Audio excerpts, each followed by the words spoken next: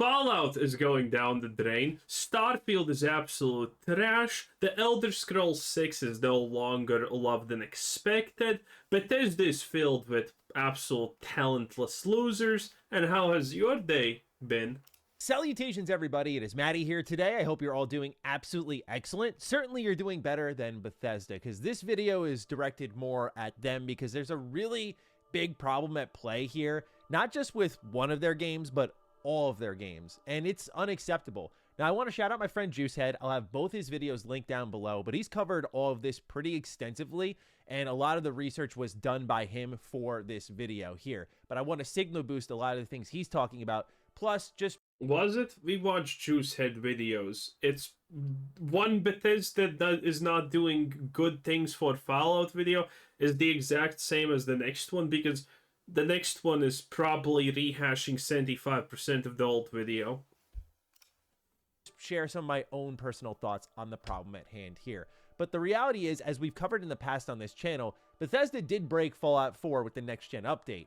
And it's still pretty broken on PC, specifically if you have certain... What do you mean pretty broken? They literally didn't even intend to fix anything. It's still as broken as it can be.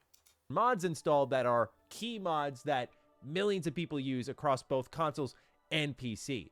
There's problems there, and also Creation Club is an absolute disaster in a lot of ways right now. And I see a lot of the vision for Bethesda and the things they want to do, but this is one of those things I've talked about where they're... Oh god, if you can peer into that void which is Bethesda's vision of anything, how do you even come back? Almost too small to handle all of these things at once. So now you have a situation where Starfield's finally getting an expansion that looks like it's tackling the key problems with the game. What key problems? It's not tackling anything. You're just chilling. While Fallout 4 has been broken for like Bethesda, I would be so much better at chilling, by the way. And I'm for hire. Literally. No problems. 5 months now. So there's a lot of trading off happening here. And at this moment in time, when it comes to Fallout 4, there's no real sign of any fixes coming in. There was a recent Steam update that we saw on the back end, so maybe work has begun. But the reality is, Bethesda took a game that worked totally fine, in my opinion, for 8 years, and then came in, broke it, and left it. And that's unbelievable. But there's so much more to be discussed here, because on the Creation Club side of things, we're seeing asset flips. The fact that that can surprise you is kind of scary, because that should not surprise you in the slightest, if we're being completely honest. It's being put up for $5, $10. We're seeing people just taking free content and reselling it immediately. And some of the content on... God, I love capitalism. I should do that.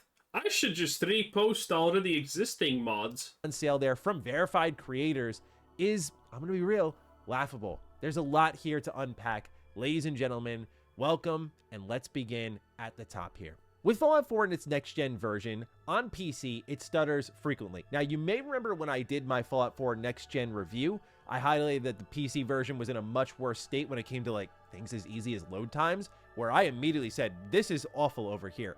On PS5, it fared a lot better, and I will say that console users, from what I've read in my comment section, are actually happy with some of the stability that the next-gen update did provide. Dude, what is this crosshair? It's taking up, like, more than a quarter of the screen. What is going on? Them. A quarter is more than, well, 25% for Americans, by the way, just so you know. But the reality is, one of the key mods that I don't know a single player who doesn't use it, because it's available in the Bethesda Net mods, it's available on Nexus, of course, it's really easy to obtain, and that's the unofficial Fallout 4 patch, which provides tons and tons of bug fixes, quest fixes, etc. It's like playing Star Wars Knights of the Old Republic 2 without the restored content mod. Like, you kind of need these unofficial patches to play Bethesda Game Studios games. And what happens is, if you have any mods installed... That is such a great selling point. The Bethesda is going to make a game, it's going to be shit. And then you're going to have to wait until other people who do free labor make it better. And those people, if they want to make money off of it, the community is going to shun them because everything should be free. Oh, it's so sad. You'll start to get stuttering on Fallout 4. Now, mine wasn't as egregious as what was happening to Juicehead, but the problem is as you install more mods, in his case, he had 12 installed, and he was getting horrible stuttering, And many of us already know there are people out there with mod lists that go well over 100, into multiple hundreds. Some people managing to... Wait, that's not actually even what the video was. Well, it was about that, but he's completely missing also an extremely important take here, and that is the fact that the longer you play, the more the stutters happen. At first, it's like nothing, very minor, you're not gonna feel it almost. It's still gonna be there and you're gonna kind of notice, but it's gonna be pretty minor, even though minor is really bad still. You should never accept trash. But the longer you play, the worse it gets. surpass 1,000. And you can already imagine how that issue compounds as you get worse and worse stuttering. The fact is that Fallout 4 runs worse now compared to when it first came out. And that is unacceptable, especially when Bethesda themselves took a functioning product after they patched it, broke it, and then left it again to go move on somewhere else. And I think if they had a lot more manpower, this could be handled while they're probably working on Starfield Shattered Space, but likely all their attention is over there, and they're just leaving this until they feel like fixing it. And I guess it was a high IQ play, because... What do you mean, feel like fixing it? They're literally never gonna fix it. How can you be so dumb to say, oh, Bethesda's gonna fix this? No. 76 kind of blew up over time, but yeah, that definitely probably wasn't the hope for Bethesda there. And so yeah, that's why Fallout 4 isn't that great to play right now. I usually fire up Fallout 4 at least once a month, just out of habits, I guess, and I haven't touched it since the next gen update because it's just still in a not great spot. Same thing with 76. There was a patch about 2 weeks ago, and now you can't even get loot bags, which is what pretty much collects all of the loot into one area at once when you kill a bunch of enemies. So that's a problem as well. Maybe not as game breaking or disruptive, but frustrating. But I think my main frustrations really do lie with Starfield, because Starfield could be the crown jewel for Creation Club content. It really could be. And there are great... Oh, yeah, definitely. It could be, like, literally everything else that can be moddable. But Starfield is just bad.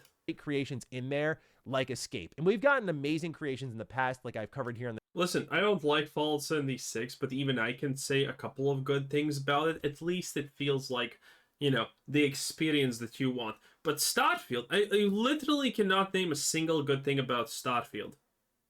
I can't. There's nothing. Every part of Starfield, when I look and think about it, is bad. The channel, such as what King Ath Creations did with the Bard's College expansion. It's $10. It's wonderful. Oh yeah, he's saying this because he got paid to promote it, most likely. The Bard College DLC looks like a piece of flaming trash. Definitely not worth it. It may as well be part of the base game. Like, it's really that good. They brought back OG voice actors, like no AI. Like, it's awesome. It's so good. And it seems like it's the exception, not the norm here, because the norm is, quite frankly, distasteful. There is some stuff here being sold that I have to be blunt about it, because I understand the creator-modder relationship is a little more sensitive because some people are putting themselves out there and they're not asking for feedback on this level. But some people are selling things that I just think are straight up unacceptable, or could be piled together into one big thing for you to buy that would be actually much more substantial, because I think that's what people are on the hunt for when they go into these creations. There are plenty of quick asset flips, lazy content that people are just trying to make a quick buck off of. But when you get something like... Well, the modders are learning from Bethesda. Why try if you can just sell garbage? Like from King Ath Creations, the Skyrim Bard's College expansion, you're like, oh, I would spend my money on this. Or the Escape Quest, you would spend your money on that, potentially. Like, there is at least the option or the potential desire there, versus things I'm going to talk about here. For example, I'm scrolling through and I see that there's someone who's charging $1 to alter the cost of a ship repair. So it's more, quote, immersive and lore friendly. Hell yeah. Because now you can spend like... How many downloads? Also, this shit costs... Oh no, that's just that. 1 like. How many downloads are we talking about here? Can't see. I want to see how many thousands of people already bought it. Okay, come on. Potential desire there, versus things I'm going to talk about here. For example, I'm scrolling through. You can't see. And I see that there's someone who's charging $1 to... Yeah, you can't see any of it. That's lame. Probably billions. Repair. So it's more, quote, immersive and lore friendly, because now you can spend like 12,000 on one planet versus like $3,000 on another based on what you need to repair. I'm like, who's going to pay $1, even $1? Who's going to pay $1 for that? There's other things like skins, and I mean, Well, people bought Starfield in the first place. I bought it because I wanted to experience the sadness, but some people were looking at this and being like, this is good. And you should feel bad about yourself if you... Listen, I'm not saying your life is over because you think Starfield is good, but I'm saying you probably can get governmental assistance for living because you're a fucking retard. I mean, you can see some of them. They're just not that great. Weapon and armor skins going for $3 to $4, which, again, you look at the pricing there. Escape, which is a great quest line, is $5, and it comes with a new weapon, and it's fully voiced. So why would I pay $3 to $4 for skins when I have a full quest line with new stuff in there that I can then equip for $5, right? Like, the price proposition just isn't quite there. And I understand the whole free market thing and just letting people price things at what they want, but I was gonna say, well, it's just the free market, baby. It's insane what people are trying to charge for. Another example was someone I saw had a bunch of different modes that they were piecemealing. Like a one life mode was a couple of bucks. A vendor's paying less for items effectively and adjusting some of the economy was a mode they were trying to sell. And they just did all of these a la carte, which for some people they're like, cool, great, I want this one life mode. I'm going to go ahead and buy this. But I just look at that and I'm like, we couldn't have pulled this all together and made like a suite of gameplay options and sold it for $5. Like, the idea of providing value is lost upon this market. And it's why it's in such a tragic state, because it's not, this, what I'm talking about is personal opinion, and I get some people may disagree. By the way, the last time this happened for Skyrim, paid mods got introduced. Bethesda didn't stop them because the gamers won and the community stood against paid mods. You didn't win shit, my dude, okay? The problem was that the marketplace got flooded by crap like this. And the longer it goes, the more crap there is. That was the problem. That's why Bethesda stopped the Skyrim mods years ago. Because they couldn't deal with the marketplace. You didn't win. Bethesda doesn't respect you. Bethesda doesn't care about you. In fact, they're probably laughing about you because you're playing their slop. And saying it's good even, maybe. But we're not even at the worst of it yet, right? Some of this stuff has already been talked about already, but if Bethesda cares about winning people over, you have to get rid of crap like this, or you have to just tighten the belt a little bit, tighten the leash a little bit to create a stronger rule set that de-incentivizes this sort of behavior, because this is what reinforces the narrative around Creation Club, which is true. That's the thing. It is true. Like, people aren't wrong with their assumptions on Creation Club. Like, flip mods, overpriced that I could get for free. It's totally real. It's totally happening here. But then you get something like the Skyrim Bard's College expansion. You get something like Escape, and you're like, oh, okay. This is the stuff that I think if there was more of this, like even if there was less stuff entering the market, would be exciting for some people who are really into BGS games. But like I said, it gets worse than this because there are things like the Beowulf attachments mod, which is a long barrel that gives you more HP for $1. And the worst is in Skyrim, the Forgotten Armory Collection, which gives you 50 weapons for $5. Now, this was originally a free mod, and the free mod included 65 weapons, but it turns out this is actually just a medieval weapon pack that's available on CG Trader for $25, so it's quite literally an asset flip. Now, granted, this is the only example after I saw it online through Juice. I do appreciate the fact that someone's making this free money. You deserve it. Head that I combed through and tried to see if I could find any others. It seems like right now it's the only example, so I don't want to magnify it so much that it's representing all of the other problematic mods, but it's another big issue here that Bethesda is not seeing asset flips are happening on their storefront. People are likely paying for them, and someone's not even really working on them effectively. They're just like, thanks for that. I'm putting it up over here. All they have to do is sell it 5 times, and they've effectively made their money back. And that's the thing is, what's interesting is there is a lot of potential here. And I know people don't want to hear that with all of the shit I'm talking, but there is a lot of potential here because modders are saying they're making good money off of this and that it's opening up opportunities for them to pursue new career avenues, dedicate more time to making creations, but others have been pushed away from what's going on here. Why is that beyond the obvious things I've told you? Well, it also goes into Bethesda having a broken game. Why would you mod for a broken game? Especially when you think of something massive like Fallout London, right? This is a game that kind of revitalized Fallout 4 in a strange way because it was a complete overhaul and addition of RPG mechanics that people have been looking for. And so Bethesda... Yeah, that Fallout London is an actual good thing. It's a completely new game, not made by Bethesda. Listen, I will still be excited about a new Fallout game, granted that it's not made by Bethesda. If Bethesda announces they're doing something new, I'm not into that. It's gonna be shit, and that's just reality, okay? But, if some other gaming studio announces a new Fallout, a new this, a new that, I am gonna be excited because as long as it's not Bethesda, I don't care who it is. It can be the, fentanyl overdosing hobo across the street, and it's probably still gonna be good, or at least better, than anything that Bethesda can cook up. Bethesda introduces the next gen update, which then forces the team for Fallout London to now go to the rolled back version of Fallout 4 because the next gen update broke things so bad. So that de-incentivizes modders, the lack of consideration and communication. And also, content may get stolen and resold because there is a chance that Bethesda did this intentionally also, just putting it out there, because Bethesda some magically how did it for a previous big mod. The big mod that's gonna overhaul everything was coming out, and Bethesda just, oh, surprise, surprise, one day before it releases, we're gonna, make an update that breaks everything. Bethesda has a strange track record of extreme timing.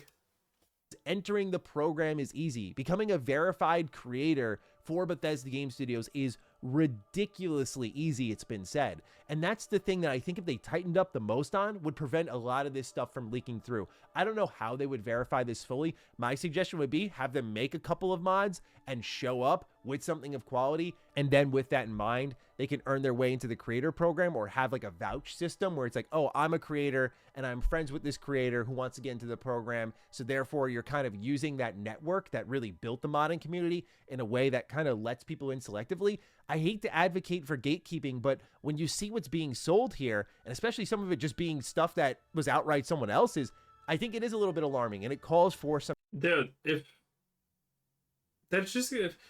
they did that, the problem is instantaneous, and it's identity theft.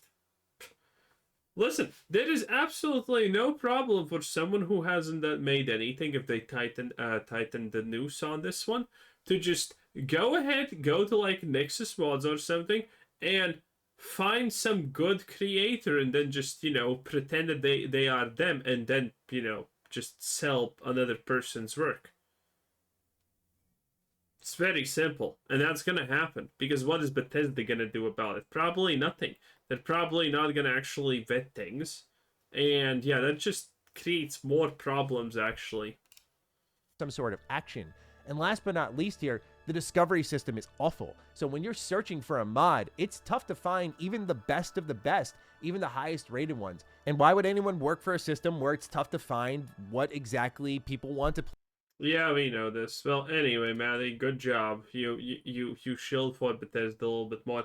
Anyway, that was Mr. Matty Plays. Bye-bye. Have a nice day.